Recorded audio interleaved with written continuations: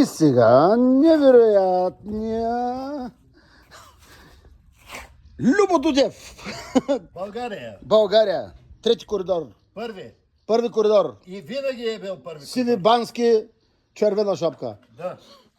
Това е един майстор ножар, който на национално ниво мисля, че няма нужда да бъде представен. В експозицията вътре в музея имаме негов експонат, нож Байганю. Също така, както в стотици музеи в целия свят.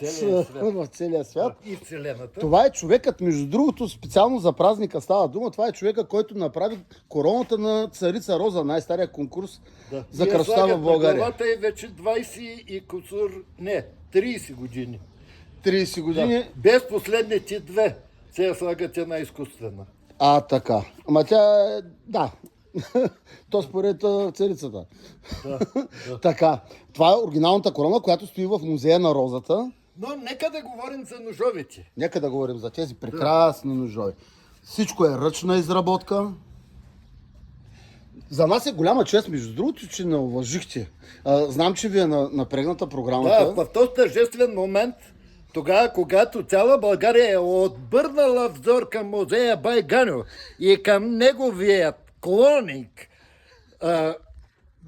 Ганю, малкия Ганю, да, но на размери голям, нека да кажем на всички наши ценители, заповядайте, идвайте при нас, за да се запознаете и да се срещнете с българщината. Аз искам да ви кажа, че не е наистина, не е просто майтап това. Любо, ще дойдеш с мен да видим ножа горе. Наистина в експозицията имаме, в постоянната експозиция имаме един нож, който е нож Байганю, който наистина е направен от Любо Дудев. Ето това е ножа Байганю. В крайна сметка може да видите каква изработка. Говорим за човек с изключителни качества, който е правил обкови за японската императрица.